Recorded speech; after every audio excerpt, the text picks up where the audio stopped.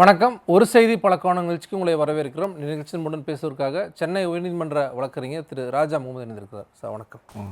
Sir, உச்சநீதிமன்றத்தில் அவதூறு குற்றமல்ல அப்படின்னு சொல்லி அறிவிக்க வேண்டிய நேரம் வந்து விட்டது அப்படின்ட்டு உச்சநீதிமன்ற நீதிபதி வந்து ஒரு கருத்தை வந்து சொல்லியிருக்காரு.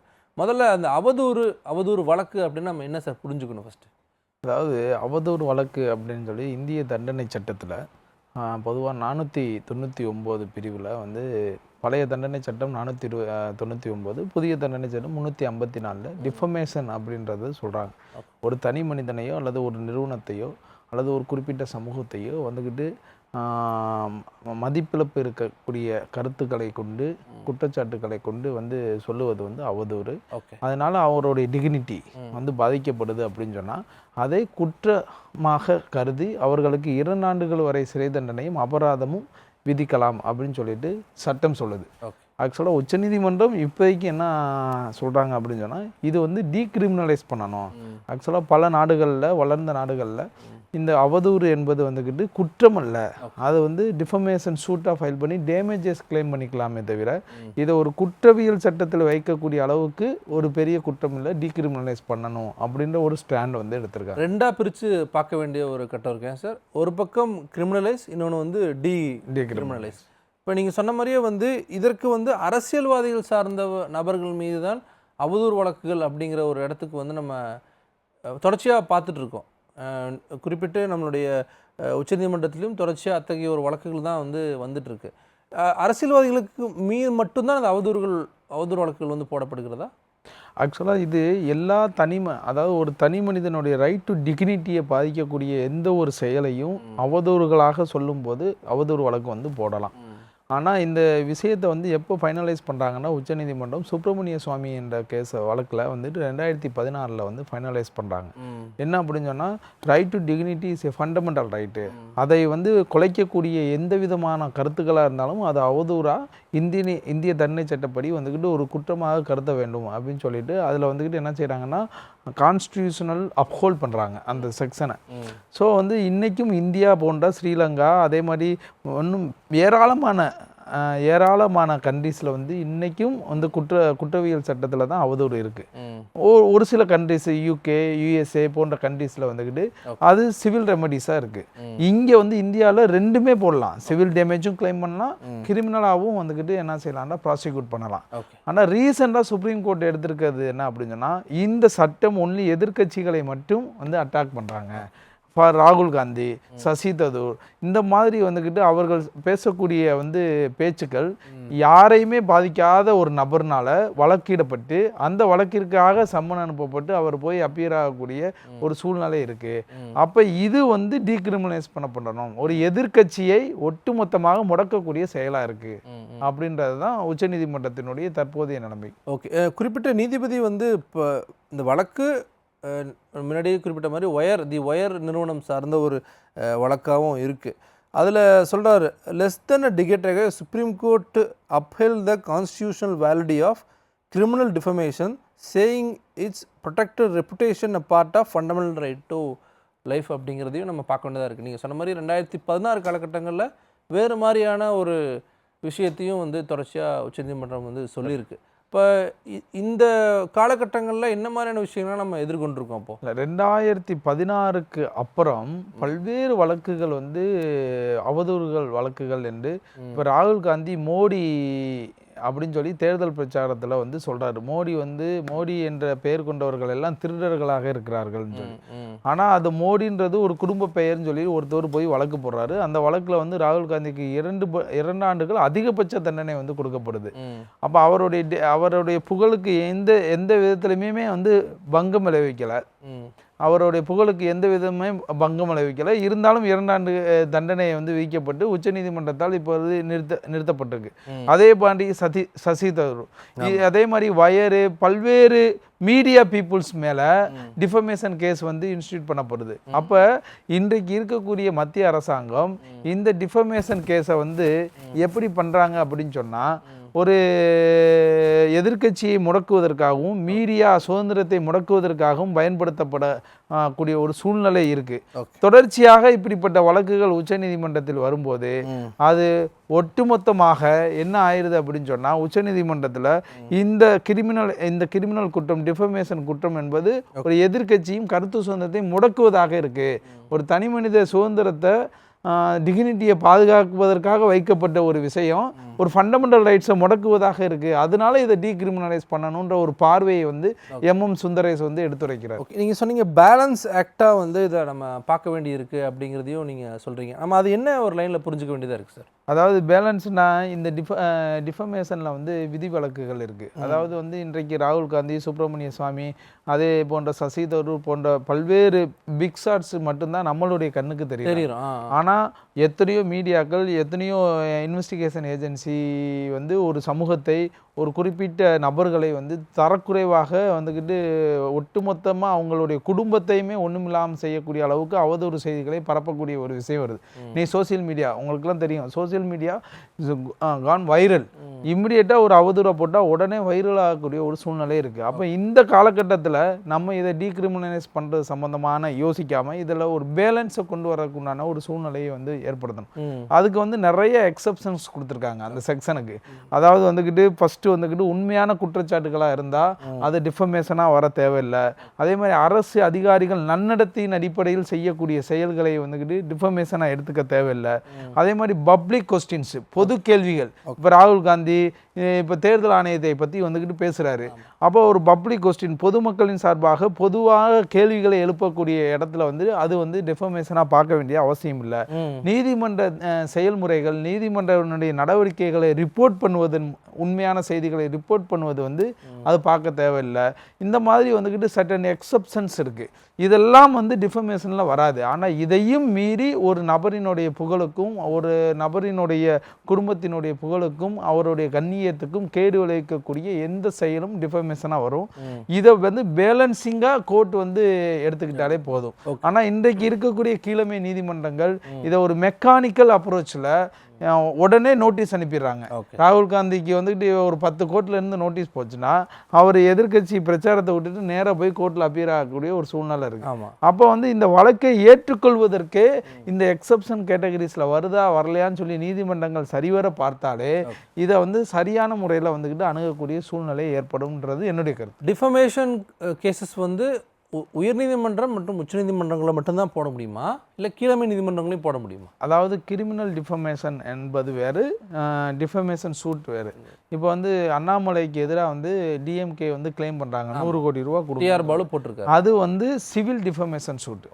அப்போ கிரிமினல் டிஃபமேஷன் சூட்டும் போடலாம். அது வந்து கீழமை நீதிமன்றத்தில் இவர்கள் வந்து என்னுடைய புகழுக்கு பங்கம் விளைவித்திருக்காங்க, இவங்க வந்து ஒரு ஒரு ஒரு மிகப்பெரிய கலவரத்தை தூண்டும் விதமாக இந்த கருத்தை வந்து தெரிவிச்சிருக்காங்க. இப்படிப்பட்ட ஒரு விஷயத்தை வைத்து இது இந்த அஃபென்சஸில் வரும்னு சொல்லிட்டு கீழே வந்து டிஃபமேஷன் வந்து சூட் ஃபைல் பண்ணலாம். 200 CRPஸில் ப்ரைவேட் கம்ப்ளைண்டாக ஃபைல் பண்ணுவாங்க. அவர் பேசுவதன் மூலமாக இரண்டு தரப்பினருக்கிடையே வந்து மோதல் உண்டாக்கக்கூடியதாக இருக்கும். அதாவது டிஃபமேஷன்னா 499 500 IPC மட்டும் வராது. இதில் வந்து மற்ற செக்ஷன்ஸும் வந்து மேட் அவுட் ஆகக்கூடிய வகையில் ஒரு வழக்கு வந்து தாக்கல் செய்யப்படும்.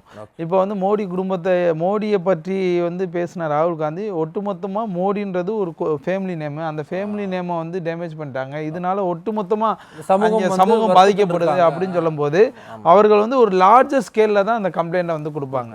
ஸோ அந்த கம்ப்ளைண்ட்டை வந்து மேட் அவுட் ஆகுதா இல்லையா, அது நோட்டீஸ் அனுப்புறதுக்கு முன்னாடியே அதை ஒரு ப்ரீலிமினரி என்கொயரி வந்து பண்ணக்கூடிய ஒரு டைரக்ஷன்ஸை வந்து இஷ்யூ பண்ணலாம் சுப்ரீம் கோர்ட். ஏன்டா இப்போ எஃப்ஐஆருக்கு லலிதா குமாரி ஜட்ஜ்மெண்ட் வந்த மாதிரி ஈவன் சர்டன் வழக்குகளெல்லாம் ப்ரீலிமினரி என்கொயரிஸ் இது எடுத்தோன்னே எஃப்ஐஆர் போட்டு போவாங்க. இப்போ ஃபேமிலி டிஸ்பியூட்லாம் ப்ரீலிமினரி என்கொயரி பண்ணுங்கன்ற சொல்கிற மாதிரி இந்த மாதிரியான டிஃபமேஷன் வழக்குகளுக்கு வந்துக்கிட்டு ஒரு முதன்மை விசாரணை நடத்தி அது சரியாக மேட் அவுட் ஆகுதா இல்லையான்ற ஒரு பேலன்சிங்கை ஏற்படுத்திட்டு நீங்கள் நோட்டீஸ் அனுப்புங்க அப்படின்ற வழிமுறைகளை வகுக்கலாமே தவிர ஒட்டுமொத்தமாக இது டீக்ரிமினலைஸ் ஆகினா இன்றைக்கு இருக்கக்கூடிய மீடியா, சோசியல் மீடியா உலகத்தில் இது மிகப்பெரிய ஆபத்தாக மாறுவதற்கும் வாய்ப்பு இருக்குது. அது ஒப்பீட்டளவில் கேட்குது சார். இப்போ நம்ம பேசுனது எல்லாமே வந்து அரசியல்வாதிகள் சார்ந்த வழக்கு. ஆமாம். இப்போ ஒரு தனிநபர், ஒரு காமன் மேன் வந்து ஒரு நபர் குறித்து, அவரும் வந்து அரசியல்வாதி கிடையாது, ஒரு காமன் மேன், அவர் குறித்து ஏதாவது எழுதுகிறார் அப்படின்னா அவரும் வந்து டிஃபமேஷன் தாராளம் போடலாம். அதாவது டிஃபமேஷன் போடுறதுக்கு என்ன அப்படின்னு சொன்னால், ஒன்று வந்து எழுத்துப்பூர்வமாக இருக்கணும், இல்லை வாய்மொழியாக இருக்கலாம். ஒருத்தர் பப்ளிக் அட்ரஸ் பண்ணியிருக்கலாம், இல்லை எழுத்துப்பூர்வமான எத்தனையோ பத்திரிகைக்கு எதிராக வந்து டிஃபமேஷன் போட்டிருக்கோம். அப்போ வந்து அவங்களுக்கு வந்து ஒரு இது வந்து தவறான செய்தி, இந்த செய்தியினால் என்னுடைய கண்ணியம் பாதிக்கப்படுதுன்னு ஒரு இன்டிமேட் பண்ணி அவர் அதை மன்னிப்பு கேட்குறா இருந்தால் அது ஓகே ஆயிரும். பட் அதுக்கு மன்னிப்பு வெளியிடலை அப்படின்னு சொன்னால் கிரிமினல் டிஃபமேஷனாக வந்துக்கிட்டு லோயர் கோர்ட்டில் வந்து ஃபைல் பண்ணலாம். இந்த மாதிரி நூற்றுக்கணக்கான வழக்குகள் இன்றைக்கும் பதிவாயிருக்கு. Even Nakkeeran Gopalan versus state of Tamil Nadu என்ற வழக்கில் கூட அவர் வந்து ஒரு படம் எடுக்கிறாரு. அந்த படம் வந்து ஆட்டோ சங்கர் சம்பந்தமான ஒரு படம் எடுக்கிறாரு. அந்த படத்தை வந்து என்ன செய்கிறாங்கன்னா அது அவதூறு அப்படின்ற மாதிரி ஒரு கண்ணோட்டத்தில் கொண்டு வர்றாங்க. ஆனால் அதை உச்சநீதிமன்றம் இது அவதூறு கிடையாது, இது அவருடைய ஹிஸ்ட்ரியை வந்து எடுக்கிறாரு, இது இந்த எக்ஸப்ஷன் 10 எக்ஸப்ஷன்ஸுக்குள்ளே வரும் அப்படின்னு சொல்லி சொல்கிறாங்க. ஸோ இந்த டிஃபமேஷனில் மோஸ்ட்லி வந்து 10 எக்ஸப்ஷன்ஸுக்குள்ளே வந்துட்டா இது டிஃபமேஷன் ஆகாது. அதை மீறி வந்து டிஃபமேஷனாக வந்து அவதூறுகளை பரப்பும் எந்த ஒரு விஷயமும் கிரிமினல் குற்றமாக கருதலாம் அப்படின்னு சொல்லி அந்த எக்ஸப்ஷன்ங்கிறது என்ன சார்? அந்த எக்ஸப்ஷன் வந்து 10 எக்ஸப்ஷன் என்ன அப்படின்னு சொன்னால், ஃபஸ்ட்டு வந்து உண்மையான குற்றச்சாட்டு. இப்போ வந்து ஒரு குற்றச்சாட்டே ஒருவர் மீது வைக்கிறாரு அப்படின்னு சொன்னால் எவிடென்ட்ரி வேல்யூவோட உண்மையான குற்றச்சாட்டுகளை வைக்கக்கூடிய ஒரு சூழ்நிலை. ரெண்டாவது அரசு அதிகாரியினுடைய பொது நடத்தை, பப்ளிக் சர்வன்ஸோனுடைய பொது நடத்தையை வந்து நீங்கள் வந்துக்கிட்டு குட் ஃபைத்தோட நல்ல நன்னடத்தையை வந்து நீங்கள் அப்படி வந்து டிஃபமேஷனாக கருத்தில் எடுக்கக்கூடாது. பொது கேள்விகளில் எழக்கூடிய விஷயத்தை நீங்கள் டிஃபமேஷனாக எடுக்கக்கூடாது. நீதிமன்ற செயல்முறையை பற்றிய அறிக்கைகள் அதையும் நீங்கள் டிஃபமேஷனாக எடுக்கக்கூடாது. நடக்கக்கூடிய வழக்குகள் சாட்சியங்கள் சம்பந்தமான விஷயங்களை வெளியே கொண்டு வருவதையும் ஒரு டிஃபமேஷனாக எடுக்கக்கூடாது. பொதுமக்களுக்கு வழங்கப்பட்ட நிகழ்ச்சி, அதாவது பப்ளிக் பெர்ஃபார்மன்ஸில் நடக்கக்கூடிய சில நிகழ்வுகளையும் நீங்கள் டிஃபமேஷனாக எடுக்கக்கூடாது. அதிகாரப்பூர்வமான கண்டனம், அதாவது ஒரு அத்தாரிட்டி இருக்காரு, என்னுடைய ஹையர் அத்தாரிட்டி, அவரை நான் கண்டிக்கிறேன், கண்டன அறிக்கை விடுறேன்னா அது டிஃபமேஷனாக ஆகாது. அதே மாதிரி அதிகாரம் பெற்றவருக்கு மேலே புகார் அளிக்கிறது, இப்போ எனக்கு மேலே இருக்கக்கூடிய ஒரு டிஎஸ்பிக்கு எஸ்பியை நான் வந்துக்கிட்டு புகார் அளிக்கிறேன், அது டிஃபமேஷன் ஆகாது. அதே மாதிரி ஒரு தன்னலன் மற்றும் பிற நலன் பாதுகாப்பு, என்னுடைய நலனுக்காகவும் பொதுமக்களினுடைய நலனுக்காகவும் ஒரு கருத்தை சொல்வது டிஃபமேஷன் ஆகாது. அதே மாதிரி ஒரு எச்சரிக்கை உணர்வோடு, இப்போ கொரோனா டயத்தில் இந்த மாதிரியான முக்கியமான நேரங்களில் ஒரு எச்சரிக்கை உணர்வோடு ஒரு செய்தியை பரப்புறாங்க. அந்த செய்தி வந்து தவறாக இருந்தால் கூட ஒரு குட் ஃபைத், அந்த எச்சரிக்கை உணர்வோடு பரப்பப்பட்டால் அது டிஃபமேஷன் ஆகாது. இந்த 10 எக்ஸப்ஷன்ஸ்குள்ளே வரக்கூடிய எந்த ஒரு நிகழ்வும் டிஃபமேஷனுக்குள்ளே வராது. ஓகே சார், நம்ம இப்போ ஐபிசி வெர்சஸ் பிஎன்எஸ்ன்னு எல்லா இடத்துலையுமே நம்ம ஒப்பிட்டு பார்க்குறோம். இப்போ இந்த டிஃபமேஷன் சார்ந்த விஷயங்கள் ஏதாவது மாற்றங்கள் கொண்டு வரப்பட்டிருக்கா? இல்லை, அது இல்லை. அதாவது அது அப்படியே தான் வந்துக்கிட்டு ஐபிசிக்கும் பிஎன்எஸ்எஸ்க்கும் ஒன்றும் மாற்றம்லாம் கிடையாது. புள்ளி கமா கூட வந்துக்கிட்டு மாற்றலை, பேரை மட்டும்தான் மாற்றிருக்காங்க. இந்த இது வந்து 499 இருக்குது, அங்கே 354 நம்பர் மாற்றிருக்காங்க, அவ்வளோதான் நம்பர் மாற்றிருக்காங்க. மற்றபடி பெரிய வித்தியாசம், அதை அணுகக்கூடிய விஷயங்கள் அதில் எல்லாமே வந்து இது 2 ஆண்டுகள் வரை தண்டனை கொடுக்கலாம், அபராதம் வைக்கலாம், இரண்டையும் சேர்த்து வந்து என்ன செய்யலாம், விதிக்கலாம் அப்படின்னு தான் இருக்குது. அதே மாதிரி வந்துக்கிட்டு உச்சநீதிமன்றம் இன்றைக்கு அந்த வழக்குகளை எடுத்து கண்ணோக்கம் பண்ணி பார்த்துச்சு அப்படின்னு சொன்னால், ஒன்று மேபி வந்துக்கிட்டு அதை திருப்பி ரீவிசாரணை, சுப்பிரமணிய சாமியினுடைய வழக்குகளை ரீவிசாரணைக்கு எடுத்து இதை கான்ஸ்டியூஷனல் இன்வேலிட்னு நான் அறிவிக்கலாம். அப்படி இல்லை அப்படின்னு சொன்னால் நான் சொன்ன மாதிரி சர்டன் கைட்லைன்ஸ் வந்து இஷ்யூ பண்ணலாம். மிஸ்யூஸுங்கிறது எந்த இடத்துல சார் வருது? மிஸ்யூஸ் அப்படின்னு சொன்னால், இன்றைக்கு வந்துட்டு நிறையா எதிர்க்கட்சி தலைவர்களை பிரச்சாரத்தில் முடக்கக்கூடிய விஷயமாக இதை வந்து பார்க்கப்படுது. நிறையா இடங்களில், அதாவது இன்றைக்கு வந்துட்டு ஒரு ராகுல் காந்தி பேசி ஒரு மீடியாவில் வைரல் ஆகுதுண்டா, தமிழ்நாட்டில் பேசக்கூடியதுக்கு காஷ்மீரில் போய் வழக்கு போடலாம், யூபியில் போய் வழக்கு போடலாம். இப்படி எல்லா ஊர்லேயும் வழக்கு போட்டு உச்சநீதிமன்றம் அதை ஒரே வழக்காக விசாரிக்கிறதுக்கு 1 வருஷம் ஆகும். நம்ம இப்போ உதயநிதி ஸ்டாலின் வந்து பேசின பேச்சுக்கு வந்துக்கிட்டு பல்வேறு இடங்களில் வழக்குகள் தாக்கல் கிளப் பண்ணி ஒரு இடத்துல கொண்டு. அப்ப வந்து இது வந்து எப்படின்னா, எதிர்க்கட்சிகளை முடக்கக்கூடிய ஒரு ஆயுதமாக சாதாரண கட்சி தொண்டர்கள் இருக்காங்களே, ஆளுங்கட்சி தொண்டர்கள், அதை எடுத்து உதயநிதிக்கு மேலே கேஸ் போட்டால் அவர் பிரபலியம் ஆகிறதுக்கு, இந்த மாதிரி வந்து ஒரு பப்ளிசிட்டிக்காண்டி வந்துக்கிட்டு விளம்பரம் தேடுவதற்காக எதிர்க்கட்சி தலைவர்கள் மீது இந்த அவதூறு வழக்குகள் பதியப்படுது. ஆனால் யதார்த்தமாக நல்ல முறையில் பதியப்படக்கூடிய அவதூறு வழக்குகளும் இருக்கு. அது வந்து எதுவும் வெளியே வர்றதில்லை, சட்டத்துக்கு உட்பட்டு இருக்கக்கூடிய வழக்குகள் 80% இருக்கு. இந்த 10% வழக்குகள் பப்ளிசிட்டிக்காக போடப்படுவதனால இது வெளியே வருது. ஆனால் இது ஒரு ஆயுதமாக எதிர்க்க எதிர்க்கட்சியினுடைய குரல்களை முழக்குவதற்காக பயன்படுகிறது தொடர்ச்சியாக கடந்த 5-6 ஆண்டுகளாக. அதனால தான் உச்சநீதிமன்றம் இதை ஒரு வார்னிங்காக கொடுக்குது. ஓகே. தொடர்ச்சியாகவே எதிர்க்கட்சிகளை முடக்கக்கூடிய செயலுக்காக இந்த 499 பயன்படுகிறதுனால இதை டீக்ரிமினலைஸ் பண்ணணும். ஓகே. நீங்கள் சொன்ன பாயிண்ட்ஸ் எல்லாமே வந்து நம்ம டீக்ரிமினலைஸ் பண்ணுறதுக்கும் வேலிடாக இருக்குது. சில விஷயங்கள் வந்து பண்ணக்கூடாதுங்கிறதுக்கும் நம்ம பொறுத்து பார்க்க வேண்டியது. மோஸ்ட் ஆஃப் த கண்ட்ரீஸில் வந்து இது வந்து கிரிமினல் குற்றமாகவும் சிவில் குற்றமாகவும் இருக்குது. அதில் யூகே, யூஎஸ்ஏ போன்ற கண்ட்ரீஸில் இது டோட்டலாக டீக்ரிமினலைஸ் பண்ணிட்டாங்க. ஒன்லி வந்துட்டு இது சிவில் தாட்டு டேமேஜ் வந்து கிளைம் பண்ணிக்கலாம். பட் இந்த மாதிரி நேரங்களில் வளர்ந்த நாடான இந்தியா முற்போக்காக சிந்திக்கணும்.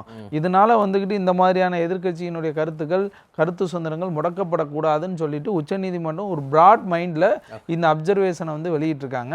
வருங்காலங்களில் அதனுடைய ஃபைனல் ஆர்குமெண்ட்டில் இது எப்படிப்பட்ட தீர்ப்பாக வெளிவருதுன்னு சொல்லி நம்ம வெயிட் பண்ணி தான் பார்க்கலாம். அந்த அப்சர்வேஷனை வந்து எப்படி பார்க்கணும், இந்தியாவில் எந்த மாதிரியான நடைமுறை இருக்குது அப்படிங்கிறத விரிவாக குறிப்பிட்டிருந்தீங்க. அரங்கத்து வந்து பல்வேறு விஷயங்களை பற்றி ரொம்ப நன்றி சார். நேயர்களே, மீண்டும் ஒரு நிகழ்ச்சி சந்திக்கலாம். நன்றி, வணக்கம்.